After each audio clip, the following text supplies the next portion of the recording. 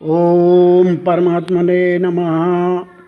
अत्रयोदशोऽध्याय। श्रीभगवानुवाच इदं शरीरं कौन्तेय क्षेत्रमित्यभिधीयते एतद्यो वेत्ति तं प्राहुः क्षेत्रज्ञ इति तद्विदः।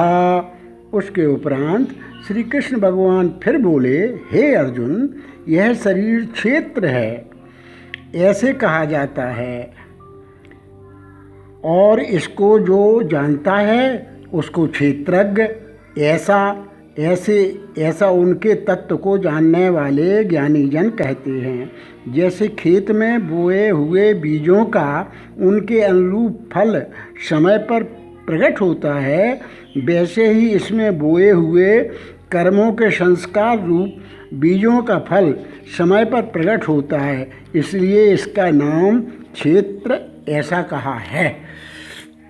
क्षेत्रज्ञं चापि मां विद्धि सर्वक्षेत्रेषु भारत। क्षेत्र क्षेत्रज्ञयोर्ज्ञानं यत्तज्ज्ञानं मतं मम। और हे अर्जुन, तू सब क्षेत्रों में क्षेत्रज्ञ अर्थात जीवात्मा भी मेरे को ही जान। और क्षेत्रज्ञ का अर्थात विकार सहित प्रकृति का और पुरुष का जो तत्व से जानना है वह ज्ञान है, ऐसा मेरा मत है। तत्क्षेत्रम यच्च यादृक्च यद्विकारी यतश्च्युत यत सच यो यत्प्रभावश्च तत्समासेन मे शृणु। इसलिए वह क्षेत्र जो है और जैसा है तथा जिन विकारों वाला है और जिस कारण से जो हुआ है, तथा वह क्षेत्रज्ञ भी जो है और जिस प्रभाव वाला है, वह सब संक्षेप से मेरे से सुन। ऋषिभिर्बहुधा गीतं छन्दोभिर्विविधैः पृथक् ब्रह्मसूत्र पदैश्चैव हेतुमद्भिर्विनिश्चितैः।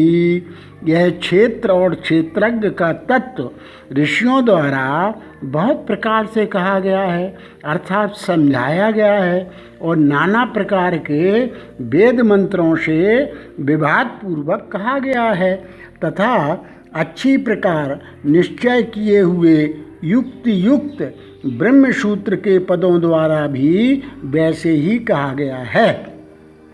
महाभूतान्यहंकारो बुद्धिरव्यक्तमेव च इंद्रियाणि दशैकं च पंचचेन्द्रिय गोचरा। और हे अर्जुन, वही मैं तेरे लिए कहता हूँ, 5 महाभूत अहंकार, बुद्धि और मूल प्रकृति अर्थात त्रिगुणमयी माया भी, तथा 10 इंद्रियाँ, 1 मन और 5 इंद्रियों के विषय अर्थात शब्द, स्पर्श, रूप, रस और गंध, अर्थात आकाश, वायु, अग्नि, जल और पृथ्वी का सूक्ष्म भाव, अर्थात श्रोत, त्वचा, नेत्र, रसना और घ्राण एवं वाक, हस्त, पाद, उपस्थ और गुदा, इच्छा, द्वेषा, सुखं दुःखं संघातश्चेतना धृति।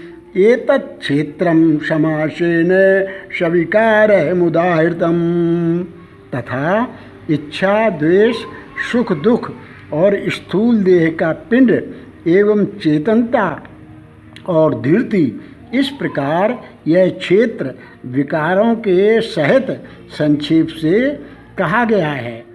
शरीर और अंतःकरण की एक प्रकार की चेतन शक्ति। अमानित्व, मदम्भित्व, महिंसा, क्षान्तिरार्जवम्, आचार्योपासनम, शौचम, स्थैर्यमात्म विनिग्रह। और हे अर्जुन, श्रेष्ठता के अभिमान का अभाव, दंभाचरण का अभाव, प्राणी मात्र को किसी प्रकार भी न सताना और क्षमा भाव, तथा मन वाणी की सरलता, श्रद्धा भक्ति सहित गुरु की सेवा, बाहर भीतर की शुद्धि, अंतःकरण की स्थिरता, मन और इंद्रियों सहित शरीर का निग्रह, सत्यतापूर्वक शुद्ध व्यवहार से द्रव्य की और उसके अन्य से आहार की तथा यथा योग्य बर्ताव से आचरणों की और जल मृतिकादि से शरीर की शुद्धि को बाहर की शुद्धि कहते हैं तथा राग द्वेष और कपट आदि विकारों का नाश होकर अंतःकरण का स्वच्छ हो जाना भीतर की शुद्धि कही जाती है। इंद्रियार्थेषु वैराग्य मनहंकार एव च जन्म मृत्यु जरा व्याधि दुख दोषानुदर्शनम तथा इस-लोक और परलोक के संपूर्ण भोगों में आसक्ति का अभाव और अहंकार का भी अभाव एवं जन्म मृत्यु जरा और रोग आदि में दुख दोषों का बारंबार विचार करना। असक्तिरनभिष्वंगः पुत्रधार गृहादिषु नित्यं च संचित्तत्व मिष्टानिष्टोपपत्तिषु तथा पुत्र स्त्री घर और धनादि में आसक्ति का भाव और ममता का ना होना तथा प्रिय अप्रिय की प्राप्ति में सदा ही चित्त का सम रहना अर्थात मन के अनुकूल तथा प्रतिकूल के प्राप्त होने पर हर्ष शोकादि विकारों का न होना। मयि चानन्य योगेन भक्तिरव्यभिचारिणी विविक्त देश सेवित्व मर्तिर्जन संसदी और मुझ परमेश्वर में एक ही भाव से स्थिति रूप ध्यान योग के द्वारा अव्यभिचारिणी भक्ति तथा एकांत और शुद्ध देश में रहने का स्वभाव और विषयासक्त मनुष्यों के समुदाय में प्रेम का न होना केवल एक सर्वशक्तिमान परमेश्वर को ही अपना स्वामी मानते हुए स्वार्थ और अभिमान का त्याग करके श्रद्धा और भाव के सहित परम प्रेम से भगवान का निरंतर चिंतन करना अव्यभिचारिणी भक्ति है। अध्यात्म ज्ञान नित्यत्वम तत्व ज्ञानार्थ दर्शनम एतद् ज्ञानमिति प्रोक्तम ज्ञानम यत्योन्यथा एतद् ज्ञानमिति प्रोक्तो मज्ञानम यदतोन्यथा तथा अध्यात्म ज्ञान में नित्य स्थिति और तत्व ज्ञान के अर्थ रूप परमात्मा को सर्वत्र देखना यह तो ज्ञान है और जो इससे विपरीत है वह अज्ञान है ऐसे कहा गया है।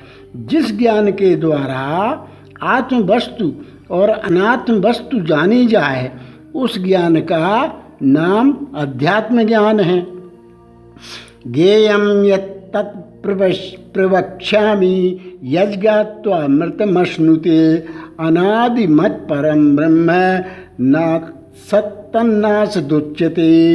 और हे अर्जुन, जो जानने योग्य है तथा जिसको जानकर मनुष्य परमानंद को प्राप्त होता है उसको अच्छी प्रकार कहूँगा। वह आदि रहित परम ब्रह्म अकथनीय होने से न सत कहा जाता है और न असत ही कहा जाता है।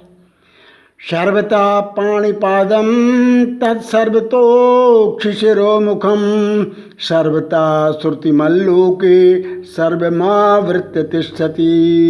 परंतु वह सब ओर से हाथ पैर वाला एवं सब ओर से नेत्र सिर और मुख वाला तथा सब ओर से श्रोत्र वाला है, क्योंकि वह संसार में सबको व्याप्त करके स्थित है। आकाश जिस प्रकार वायु अग्नि और जल और पृथ्वी का कारण रूप होने से उनको व्याप्त करके स्थित है, वैसे ही परमात्मा भी सबका कारण रूप होने से संपूर्ण चराचर जगत को व्याप्त करके स्थित है।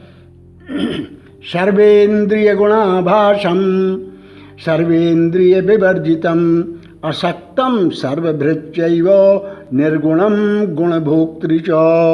और संपूर्ण इंद्रियों के विषयों को जानने वाला है, परंतु वास्तव में सम इंद्रियों से रहित तथा आसक्ति रहित और गुणों से अतीत हुआ भी अपनी योग माया से सबको धारण पोषण करने वाला और गुणों को भोगने वाला है। वैरन्तश्च भूतानां अचरं चरमेव च सूक्ष्मत्वात् तद्विज्ञेयं दूरस्थं चान्तिके च तथा वह परमात्मा चराचर सब भूतों के बाहर भीतर परिपूर्ण है और चर अचर रूप भी वही है और वह सूक्ष्म होने से अविज्ञेय है तथा अति समीप में और दूर में भी स्थित है। वही है जैसे सूर्य की किरणों में स्थित हुआ जल सूक्ष्म होने से साधारण मनुष्यों के जानने में नहीं आता है, वैसे ही सर्वव्यापी परमात्मा भी सूक्ष्म होने से साधारण मनुष्यों के जानने में नहीं आता है। वह परमात्मा सर्वत्र परिपूर्ण और सर्व का आत्मा होने से अत्यंत समीप है। श्रद्धा रहित अज्ञानी पुरुषों के लिए न जानने के कारण बहुत दूर है। अविभक्तम च भूतेषु विभक्तमेव च स्थितम भूत भर्ति च तज्ज्ञेयम गृशिष्णु प्रभविष्णु च। और वह विभाग रहित एक रूप से आकाश के सदृश परिपूर्ण हुआ भी चराचर संपूर्ण भूतों में पृथक पृथक के सदृश स्थित प्रतीत होता है तथा वह जानने योग्य परमात्मा विष्णु रूप से भूतों को धारण पोषण करने वाला और रुद्र रूप से संहार करने वाला तथा ब्रह्मा रूप से सबका उत्पन्न करने वाला है।